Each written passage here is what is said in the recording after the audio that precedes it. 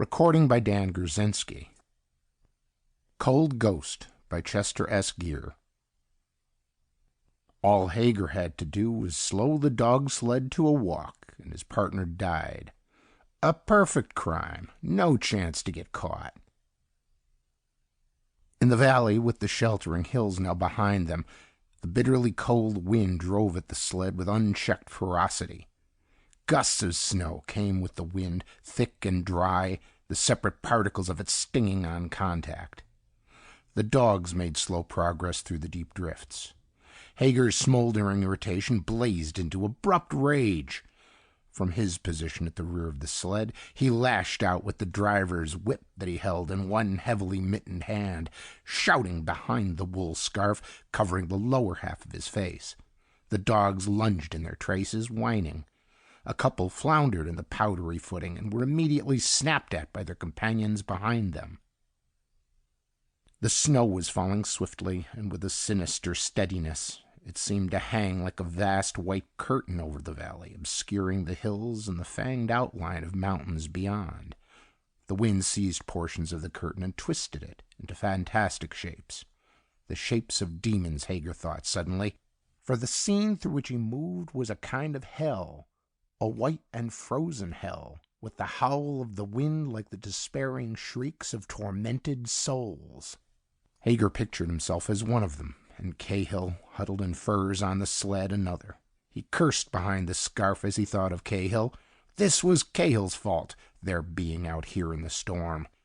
If it weren't for Cahill, he would be back at the cabin, snug and warm, logs blazing cheerfully in the fireplace. It was a rotten time for Cahill to have taken sick, Hager fumed, but it had happened. And it had left him with nothing else to do but pack their catch of furs, harness up the sled, and start out with Cahill for the doctor in Moose Gulch. He almost regretted having taken the furs. With Cahill an added burden on the sled, it was too large a load for the dogs to pull with the necessary speed and endurance.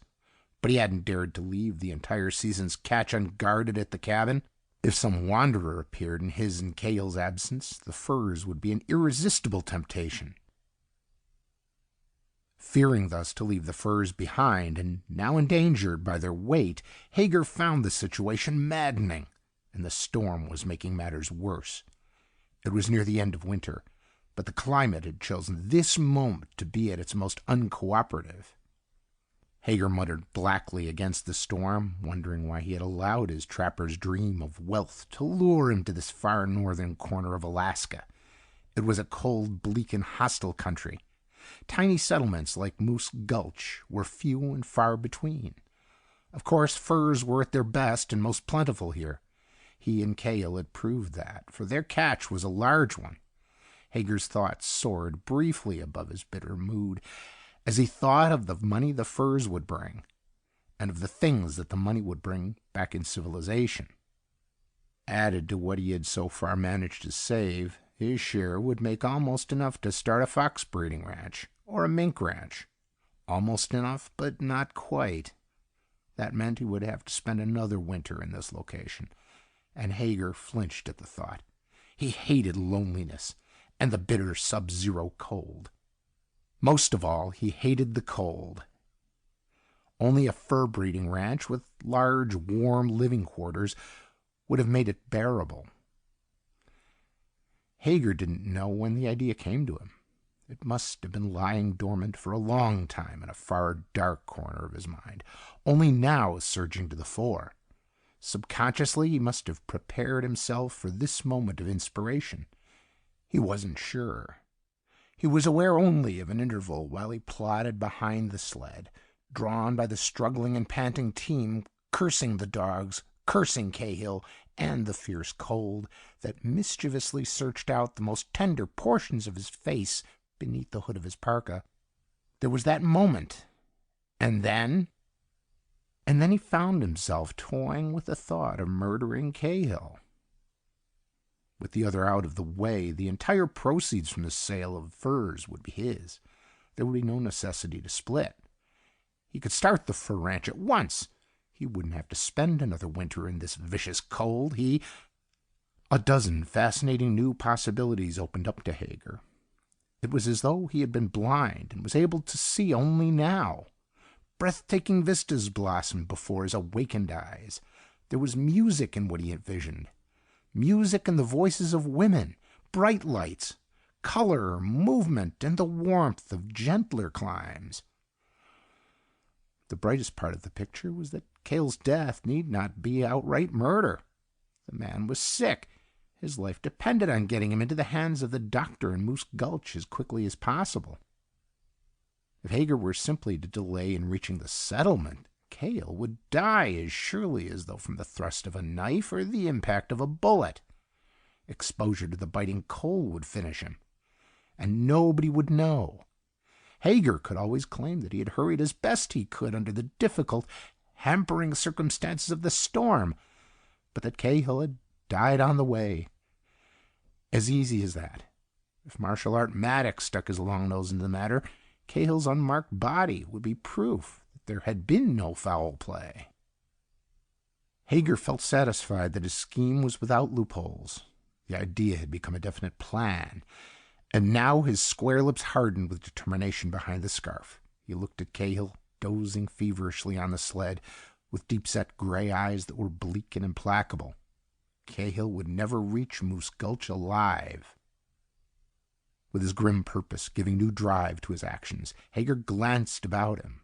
It was difficult to see through the curtain of snow that hung between him and the landscape, but by squinting steadily through the momentary rifts made by the frigid lashing wind, he was able presently to discern that they were near the pass leading out of the valley. Beyond the pass, he knew, was a forest, dipping down to the banks of a frozen stream. The stream ran for several miles until it branched into a river, which in turn led directly into Moose Gulch. With these landmarks to guide him, a traveler through the snowbound wilderness could reach the settlement easily and quickly. But Hager didn't intend to do that. He now had time to kill. He chuckled darkly over the accuracy of the phrase. Plodding toward the pass, he deliberately slowed his steps. He no longer used the whip or shouted at the dogs for greater speed. The animals were grateful for the respite. They slackened their pace, tongues lolling and bushy tails waving as they bobbed in their plowed path through the white drifts. Cahill dozed on. Once or twice he moved restlessly amid the furs piled about him. It was as though some deep, vague instinct warned him that something was wrong. Hager watched the others sharply for a time, then desisted to give his attention to maneuvering the sled through the pass. The forest appeared, the trees wraith-like under their thick white mantles of snow. Hager didn't follow the dip of the land that led toward the frozen stream. He guided the dogs in the opposite direction, and began watching Cahill again. He hoped that the man would not awake until less familiar territory surrounded them. Cahill didn't awake. He dozed and tossed, his lips moving occasionally in a soundless mutter. His gaunt, leathery face was pale under its growth of grizzled whiskers. The snow-covered land rose, became rocky and difficult. The dogs began laboring with increasing weariness in their efforts to keep pulling the heavy sled. Hager realized he couldn't go in this direction much longer. When a ravine suddenly presented itself, relatively free of snow, he decided to call a halt. Unfastening the dogs, he left the ravine and began searching through the snow for brushwood. It took time, but Hager was in no hurry. He gathered an armful and finally returned to the sled. Cahill was awake. He had propped himself feebly among the furs, his gaunt face blank and drab with sickness. His filmed blue eyes fastened on Hager. "Water," he whispered. "Water, Matt." "Coming up," Hager said. "Just you wait a minute, Ben, and you'll get all the water you want." Cahill fell back among the furs, and Hager leisurely shaved kindling and stacked the wood, then sent it ablaze. The ravine was shielded from the wind, and the wood ignited without difficulty. At last Hager went to the sled and removed the small pack he had fortunately thought to bring along. His experience with the wilderness had trained him never to overlook the smallest precautions. Hager took a handled pan from the pack. He filled it with snow and then held the pan over the flames. When the snow melted, he filled a tin cup with the liquid and went over to Cahill. He had to steady the cup as the other drank. Finally, Cahill nodded. His eyes seemed to clear. He glanced about him, and a dim worry moved in his face. "Matt, where are we?" "Somewhere near Boot Valley." You mean we're lost?" "I sort of got mixed up in the storm. Nothing to worry about." Cahill shivered suddenly. "We got to reach town, Matt. Got to see the doctor." Hager nodded. "How do you feel?" "It's getting worse. I can feel it getting worse. I'm cold now, Matt. Before I was..." Cahill's voice trailed off. He had to make an effort before he was able to speak again. Got to see the doctor, Matt. Can't waste any time." "I know," Hager said, "but the team needs a little rest. They've had a lot of heavy hauling, and there's still a distance to go." Cahill nodded miserably, shivering. He burrowed into the furs, still shivering, breathing rapidly through parted lips. Slowly, the chill left him. His eyes clouded again, then his lids fell and he dozed once more. Hager brewed tea and drank it slowly, squatting before the fire. Then he packed and lighted his pipe. He stared into the flames with narrowed eyes, seeing his dreams pictured there. They were pleasant dreams. Hager remained in the ravine until the supply of wood was gone. Then he fastened the dogs back into their traces and resumed his position behind the sled. With shouts and cracks of the whip, he guided the animals out of the ravine, following the downward slope of the land this time. The snow stopped falling after a while, but the wind and the cold increased. The cold hung on the air like an enormous transparent weight. Somehow, it seemed to give an impossible crystalline purity to the snow blanketing the trees and the land. In doing so, it emphasized and magnified its very presence. It made itself something almost alive and sentient, icily malignant, overbearing, utterly cruel and without mercy. Hager cursed the cold with redoubled venom. Despite the thickness of his fur parka and the layers of clothing beneath, the cold seemed to soak into him like an all-penetrating liquid. He had to wave his arms and stamp his feet to fight back a creeping numbness. But the terrible chill could not subdue the flame of purpose burning in Hager's mind. That part of him remained keenly alert. The sled was moving in the direction of the stream, and he was careful to judge the distance carefully. He didn't want to approach too close. At just the right moment, he turned the sled at angle back toward the way from which it had come. It was his plan to keep zigzagging, approaching the stream and then retreating, always at a tangent. A great deal of time to be consumed in this way, with very little actual forward progress toward Moose Gulch. He repeated this maneuver again and again. Cahill roused a few times to inquire weakly about their progress. Always Hager gave the same answer. "We're getting there, Ben. It won't be long now. Don't you worry." After that, Cahill was silent. It seemed evident to Hager that the man was sinking rapidly, but not as rapidly as Hager wished. He knew he couldn't bear the paralyzing cold much longer, and his hatred of it grew. The sled reached a group of slab-like rock outcroppings that offered shelter from the slashing wind. Hager stopped the sled behind their protection for a short rest. The additional delay suited his plans. While the dogs huddled together in the snow, Hager went around the sled to get the pack. He glanced at Cahill's face and his muscles became tense. Cahill's eyes were open.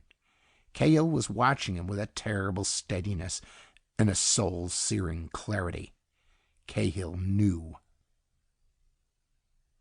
Hager realized that Cahill must have been awake for quite some time, watching the actions of the sled. The man had clearly discovered Hager's deception. Hager felt transfixed by the accusing brightness in the other's eyes. He sensed that his guilt was written vividly and unmistakably in his face.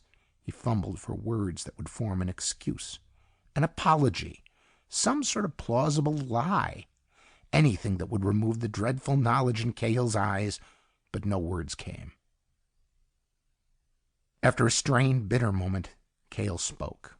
His voice was low, yet somehow curiously distinct. "You're trying to kill me, Matt. I see it now. You aren't going straight toward Moose Gulch. You're tracking back and forth to waste time. You want me to die." "That isn't true," Hager blurted. I got lost. The storm and cold got me mixed up." Cahill went on as though he hadn't heard. "It's the furs, isn't it, Matt? You want all the money for yourself. With me out of the way, you won't have any trouble." "I got mixed up, I tell you," Hager insisted. Cahill said nothing further. With a burst of energy as sudden as it was amazing, he gripped the sides of the sled and began pushing himself erect. His strangely clear eyes were fixed on Hager. Mastering a brief surge of panic, Hager threw himself forward, forcing Cahill back into the sled. Cahill struggled a moment, but the reserve strength he had managed to summon quickly gave out. He fell back into the sled and lay limp and quiet, his eyes closed, breathing harshly and rapidly. Hager watched for several minutes, the cold creeping slyly into him with the inactivity. Then, assured that Cahill would make no further trouble, he obtained the pack. He fed the dogs this time, tossing them pieces of dried meat. They would need renewed strength and energy to take him the remaining distance to Moose Gulch. Finally, gathering brushwood, Hager built a small fire and brewed tea. He ate a couple of thick sandwiches as he drank the tea, chewing with methodical slowness and glancing at Cahill. The other hadn't stirred since making his accusation, but when Hager finished eating, Cahill's eyes opened once more. He looked at Hager for a long, breathless moment. Only a vestige of the unnatural brightness that had been in his eyes remained now. With what must have required a tremendous effort, he spoke. "You aren't going to get away with this, Matt. I'm going to get you. I'm going to make you pay." A moment longer, Cahill looked at Hager, and then the last remnant of brightness left his eyes. His lids fell slowly. He looked exhausted and seemed to be resting, but several minutes later, acting on a sudden realization, Hager felt for Cahill's pulse and found that the man was dead. Triumph spread through Hager like a heady warmth. It was over. The money from the furs would be his alone. He would have the fur ranch now. There was no hurry about that. He would travel a little first and have some fun. The best part of it was that he would never have to worry. Cahill's body was completely unmarked. It was very obvious that he had died of illness. There couldn't possibly be any suspicions. Then Hager recalled the threat Cahill had made before dying. Cahill had promised revenge, but there was nothing he could do now. Hager shrugged the memory away. The dead were dead. They could do no harm. Hager now lost no time in reaching Moose Gulch. He drove the dogs relentlessly, trotting behind the sled. Elation gave him strength. That took him easily over the miles. A short time before he entered the settlement, it began to snow again. Hager was pleased. The snow would cover up the tracks he had left in the event that Art Maddox did any snooping. He went directly to the doctor's home, carrying the body of Cahill inside. He cleverly played the part of a man reluctant to believe that his partner had died. "Isn't there something you can do, Doc?" he asked anxiously. "Maybe it isn't too late." The other straightened from his examination of Cahill and shook his white thatch. His round, ruddy features were sympathetic. "I'm afraid it's all over. Ben Cahill's as dead as he'll ever be. Most likely he passed away some time before you were able to reach town.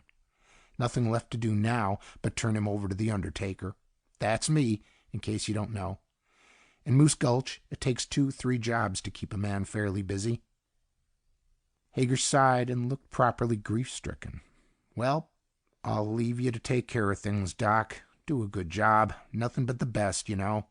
Ben was the finest partner a man could ever have." Hager left and proceeded to visit acquaintances in the settlement, spreading the news of Cahill's death. He was showered with condolences, which he accepted with a suitable air of melancholy. Later, eating supper in the tiny dining room of Moose Gulch's small frame hotel, he was joined at the table by Art Maddox.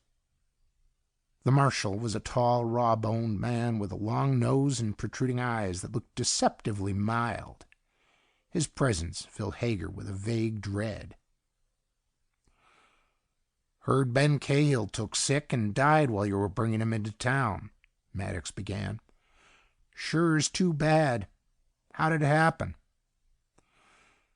Hager explained, adhering closely to essential facts, though he omitted certain others and stretched a point here and there. He finished, "I tried to get Ben into town as fast as I could, but it was snowing hard and I almost got lost a couple of times. Ben was sick bad, and with the cold and all, he died on the way." "It kind of looks like you expected that to happen," Maddox said. Hager grew tense. "What do you mean?"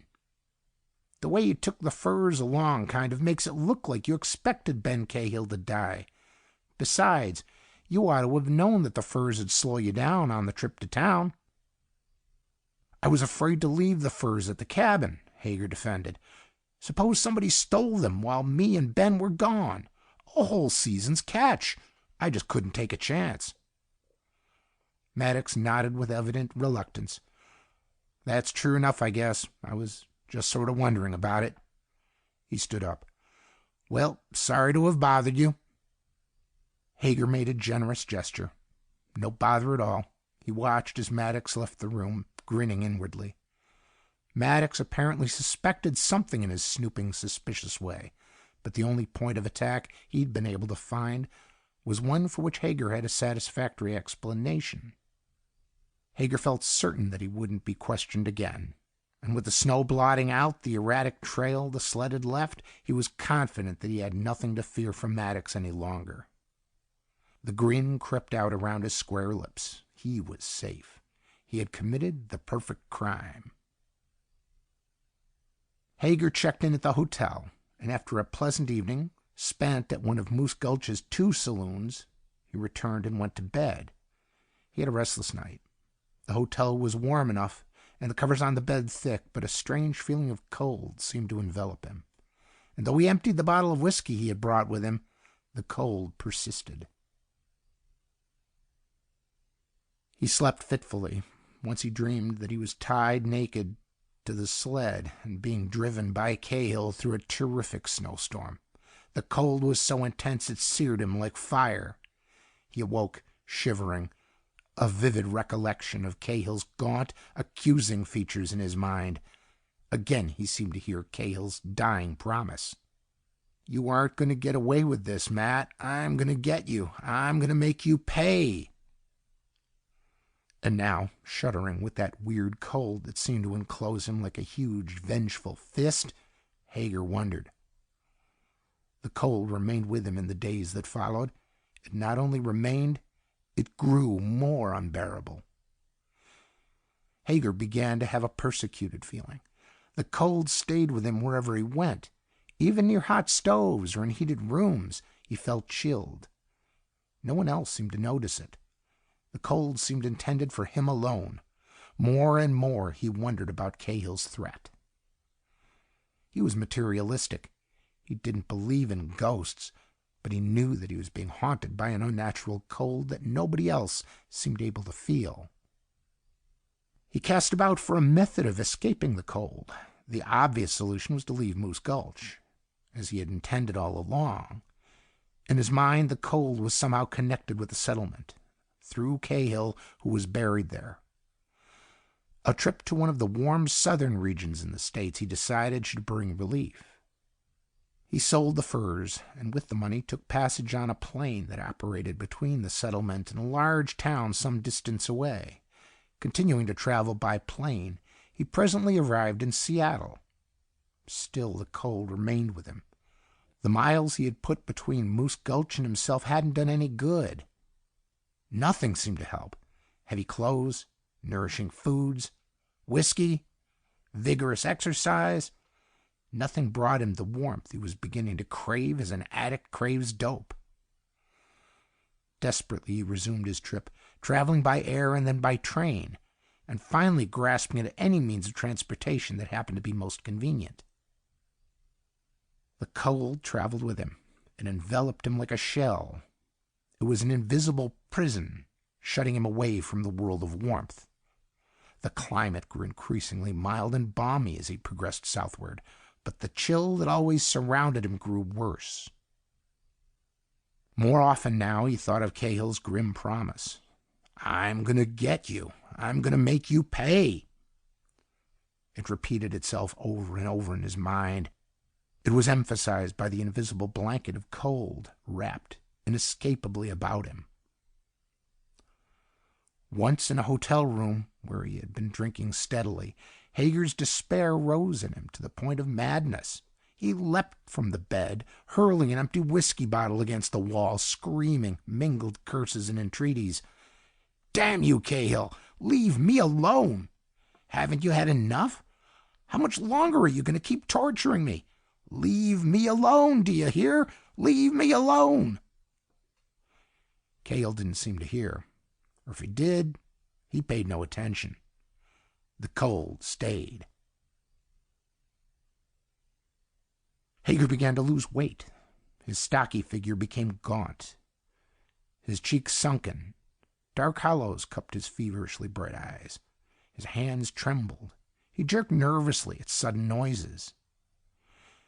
In Los Angeles, he yielded to a wild impulse and visited a doctor. He explained his symptoms, omitting their true cause, and pleaded for help. The doctor gave him a complete physical examination, though it was evident from the man's expression of perplexity that he had learned nothing. "I can't understand it," he told Hager. "There's nothing seriously wrong with you. All you need is plenty of food and rest. You're probably just imagining things." Hager groaned, paid his bill, and fled. Several days later found him in Mexico. It was warm, but he didn't feel it. He knew with a terrible certainty that he would never feel warmth again, and he was tired of futilely trying to escape something from which there was no escape.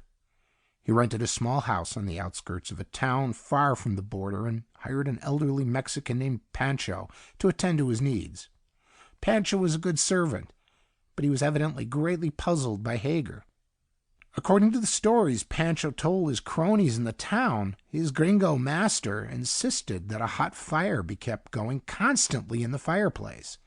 And in this warm weather, too, as if that alone wasn't enough. The gringo also kept himself wrapped thickly in blankets.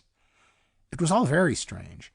The gringo, he said, was being tormented by a demon. The people of the town, a simple folk to whom the supernatural was as real as the sun in the sky, were sympathetic. A priest at the church promptly volunteered his aid. He had, as Pancho subsequently explained to Hager when he appeared with the man, an enviable reputation for his skill in exorcising devils and evil spirits. Hager seized at the hope. He clutched at the priest eagerly. "Try it. Pray for me. Do something. Anything." The priest nodded gravely and began his task. It worked. Hager felt warm again. A wild delight filled him. For the first time he became aware that the room was stifling. But the mere fact that he was able to feel it seemed the most wonderful thing in the world. He had a sense of freedom as complete as though he had been released into the sunlight after long confinement in a lightless dungeon. He wrung the priest's hand, forced money on him, and then told Pancho he was throwing a fiesta for the entire town that evening.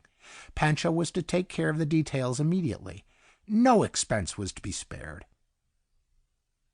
For the rest of the day, Hager soaked himself in the sunlight, reveling in the delicious warmth, and when evening came, he attended the fiesta in high spirits. He ate tortillas, drank wine, and danced with innumerable dark-eyed señoritas. It was late when he returned to the house with Pancho. He found a robed figure waiting patiently at the door. It was the priest. Something about the man's solemn expression filled Hager with dread. "What's the matter?" he demanded. "Has something happened?" In his halting English, Pancho translated the gist of the priest's explanation. The padre say he can no help you, senor. He say he have how you call vision. It tell him you must pay." There was more, but Hager didn't need any more to know that he was being refused further help for the crime he had committed. A short while after the priest left, he felt the cold again. Pancho built a fire in the fireplace, and Hager crouched before it, huddled in blankets and shivering. He was still there when Pancho went to bed, and he was still there when Pancho awoke in the morning, but he was no longer shivering. He no longer felt the cold. He was dead. It had been a warm night. The fire had been hot, the blankets numerous and thick. Yet Hager had frozen to death. End of Cold Ghost by Chester S. Geier.